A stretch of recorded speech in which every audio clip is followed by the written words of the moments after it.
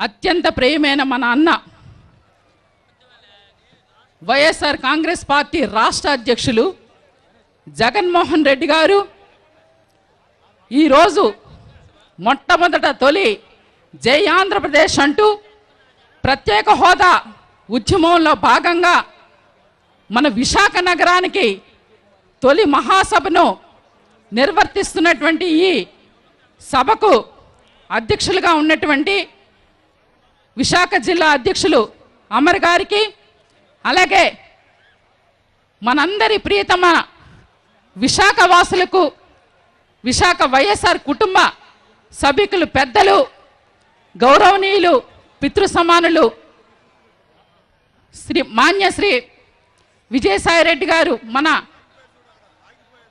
MP గారు, అలాగే రాష్ట్ర ప్రధాన కార్యదర్శి గారు, అదేవిధంగా వేదిక మీద అతిరథ మహారథులు, వైఎస్ఆర్ కాంగ్రెస్ పార్టీ శాసనసభ్యులు, శాసన మండలి సభ్యులు, మాజీ శాసనసభ్యులు, మాజీ మంత్రులు, సమన్వయకర్తలు, మొత్తం ఉత్తరాంధ్రే కాదు నలుమూలల నుంచి విచ్చేసినటువంటి వైఎస్ఆర్ కాంగ్రెస్ పార్టీ అతిరథ మహానది నాయకులందరికీ, అలాగే ఈరోజు ప్రత్యేక హోదా ఉద్యమంలో ఉద్యమకారులు విచ్చేసినటువంటి ప్రతి ఒక్క ఉద్యమకారులకు కూడా అందరికీ శిరస్సు వంచి ఉద్యమాభివందనాలు తెలియజేస్తున్నాను.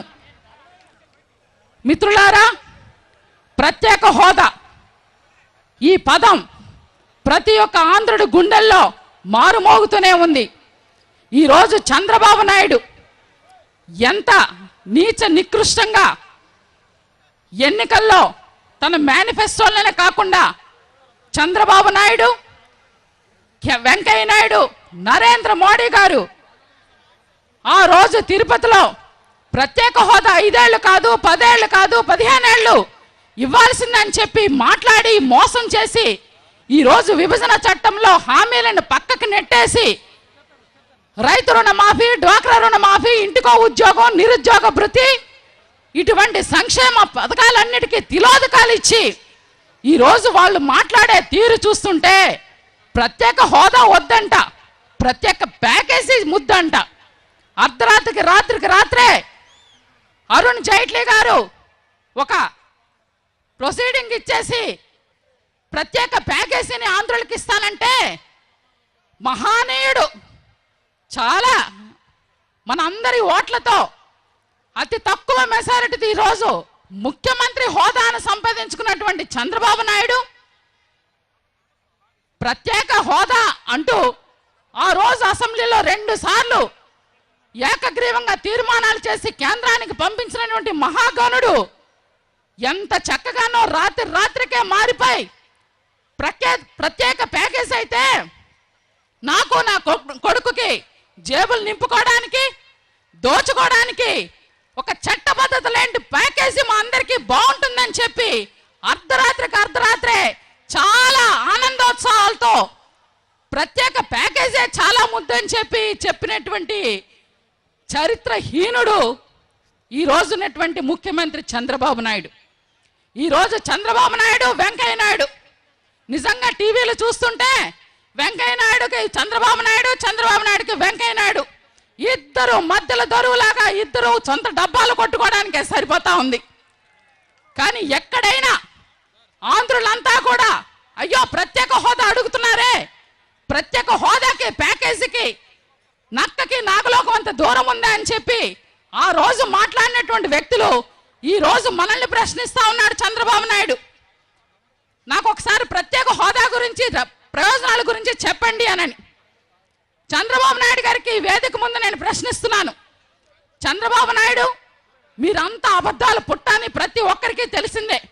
చిన్న ఉదాహరణ చెప్తాను. మొన్న విశాఖ ఏజెన్సీలో, ముఖ్యంగా ఏజెన్సీ ప్రాంతాలంతా విష జ్వరాలతో గిరిజనులు చనిపోతూ ఉంటే పౌష్టికాహారం లోపం వల్ల చనిపోతున్నారని గుర్తెరిగి ఖచ్చితంగా మీకు కందిపప్పు చాలా ఫ్రీ ఇస్తున్నానని చెప్పాడు. కానీ ఈరోజు ఫ్రీ కాదు, 40 రూపాయలు పెడుతున్నాం, అది నాసిరకమైన కందిపప్పు మీకు ఇస్తున్నామని చెప్తున్నాడు. ఎక్కడయ్యా డయాస్ మీద మాట్లాడావంటే ఒక మాట, డయాస్ దిగితే ఒక మాట. ఎక్కడైనా నీ మాటకు విలువ ఉందా అని చెప్పి ఈ వేదిక ముందు చంద్రబాబు నాయుడిని ప్రశ్నిస్తున్నాను. ఇక దానికి తందాన తానా వెంకయ్య నాయుడు ఎంతసేపు చూసినా చంద్రబాబు నాయుడిని పొగడడం, ఇద్దరు కలిపి కుల రాజకీయాలు మాట్లాడుకోవడమే తప్పించి ఎక్కడైనా ఆంధ్రుల యొక్క అభిమానాన్ని మనోభావాన్ని గుర్తెరిగారా అని ఈ సమావేదిక ముందు నేను ప్రశ్నిస్తున్నాను. ఎస్, ఈరోజు ఇంత అశేష జనాలు వచ్చారంటే ఖచ్చితంగా మనకంటూ ఒక నాయకుడు ఉన్నాడు.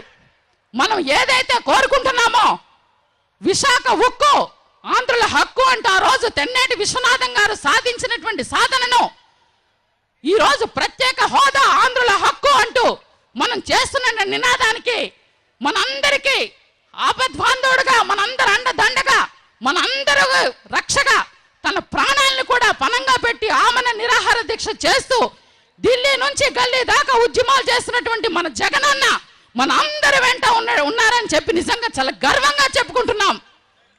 మన అన్నే అది సాధించగలడు.